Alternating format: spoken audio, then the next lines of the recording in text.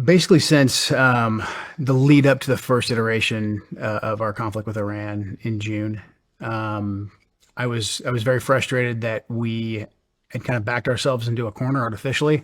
I was and remain a big supporter of President Trump's overall thesis of foreign policy, of peace through strengths, of stopping us from getting involved in costly wars. In particular with Iran, I think President Trump was uniquely postured to cut a great deal with Iran. He had, in the first Trump administration, he had killed Qasem Soleimani, the terror mastermind. Once he left office, the Iranians went right back up to their old tricks. They funded their proxies. They were attacking our troops in the region. October 7th happened. America generally was not respected by the Iranians. When Trump came back into office, the Iranians automatically said, okay, wait a sec, this is a whole different administration. We might be able to cut a deal with this guy, but also if we don't, he will use force like he did against Qasem Soleimani. So they stopped their proxies from attacking us. The last time I was on your show, we were talking about how there had been over, I think, 150, 200 attacks against our forces in Iraq and Syria. That stopped when Trump came into office because the Iranians knew who was back. They also knew that President Trump was willing to make a deal and actively seeking a deal. President Trump deployed, I think, a very, very competent diplomat, Steve Witkoff, to go get a deal going with the Iranians. Now, this was a major threat to the Israelis because the Israelis viewed this as the prime time and Trump as the prime vehicle to use for regime change in Iraq. Now, President Trump's stated policy had been, and he says this all the time, that Iran can't have a nuclear bomb. Now, the Iranians actually agreed with President Trump, and they had a prohibition, a fatwa, a religious decree on actually producing a nuclear weapon that had held since 2004. And what the Iranians did say was like, hey, we're not going to make a nuclear bomb, but we want the ability to enrich uranium because they had seen what had taken place in Libya and Iraq. And they said, hey, if we go the Gaddafi route in Libya and say, here's all of our nuclear making material, then they're a sitting duck. Then they can be invaded and regime changed at any given time. They saw the Saddam route. If they actually pursued a weapon or even like kind of BS'd that they had a weapon, that same thing, they would be immediately invaded. So they kind of had this ability to say, hey, we have a prohibition of a nuclear weapon, but we have some ability to enrich.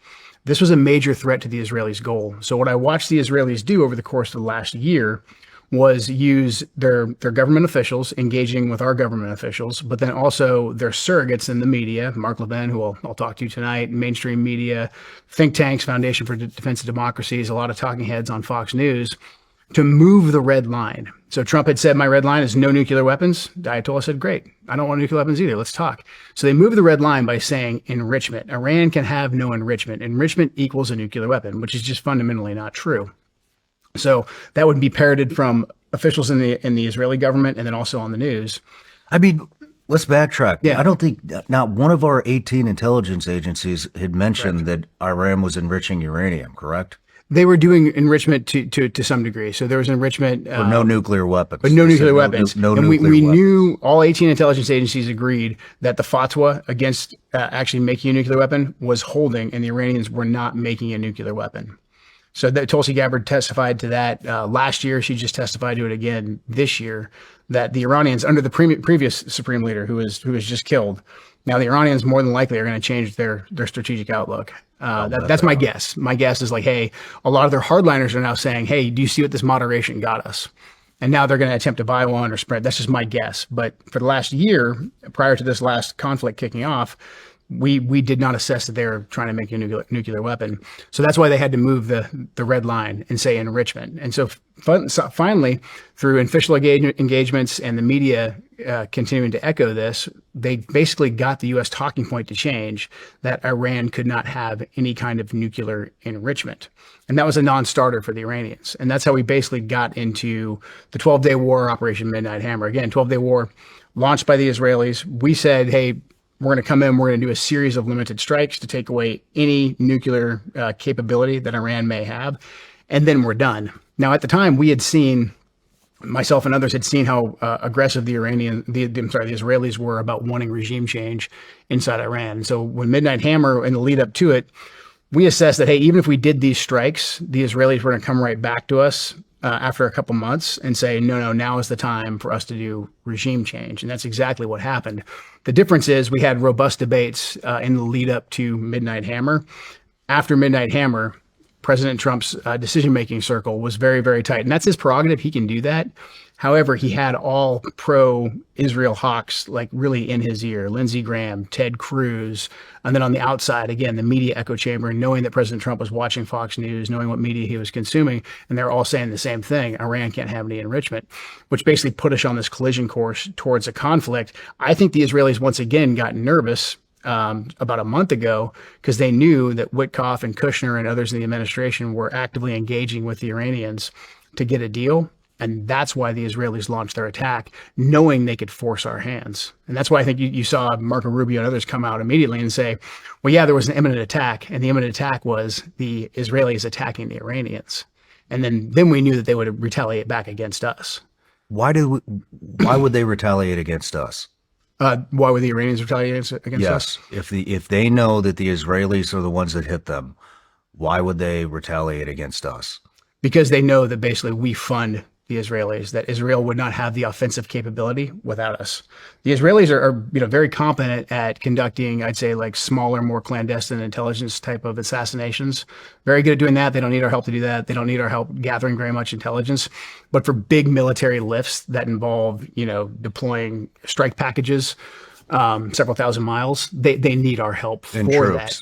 And troops. And also, they want us to die for them. In order for them to commit that air power to go strike Iran, they're leaving some of their airspace vulnerable. So they need us to back them up in that regard as well. So without us providing the defense and the offensive capability, Israel can't do it. Now, Iran, in the lead up to the 12-day war, during the 12-day war and after Midnight Hammer, they observed the escalatory ladder very, very carefully. They didn't have their proxies attack us, and they also didn't attack us until Midnight Hammer. So they let the Israelis strike them throughout the entire 12-day war, and they didn't target any of our bases in the region. And then after Midnight Hammer, they shot back an equal amount of missiles at like the empty sector of one of the bases in Qatar, as we dropped bombs inside of Iran. So I think this next iteration, they said, we're not going to do the escalatory ladder. If you guys come after us this time, because they knew that the Israelis were going for a regime change. They were going to try to take out the supreme leader. And that's what led them to say, if you guys are going to do this, then we are going to retaliate with the full force, because they didn't want to get pushed around again. And where did that intelligence come from? If it didn't come from us. The intelligence about them having... About them enriching uranium. It wasn't even intelligence. It was literally just talking points. I mean, I don't even think it was portrayed as intelligence, because this is what the Israelis, they're very good at. Fucking serious? The Israelis are very good at doing this. The Israelis will come and they will have engagements with our intelligence services, with our diplomats, and they will give information. And they will say something like, well, this isn't in intelligence channels yet, because we, as you know, we formally share intelligence with the Israelis, but that makes its way through our own checks. And it's not a perfect system, but it's at least a system. And they'll say, hey, this isn't in intelligence channels yet. And then we'll go back and we'll check it to see if it's actually in intelligence channels. And a lot of times it's not. And that's the way this enrichment talking point was really spun, because they just basically said, no, America's policy has always been no enrichment. And I went back and I looked, and people can fact check me. The only American official who ever said America's policy is zero enrichment was Mike Pompeo in the first Trump administration.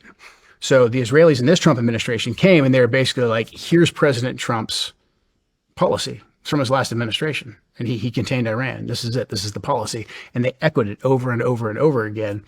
Whereas all President Trump had said was no nuclear weapon. And so to short circuit the agreement, essentially, that the supreme leader and Trump had that got them to the negotiating table, the Israelis moved the red line by basically having their surrogates, their official government interactions, but then also the media echo that. It's a very clever, pretty sophisticated plan, but they got it done through repetition.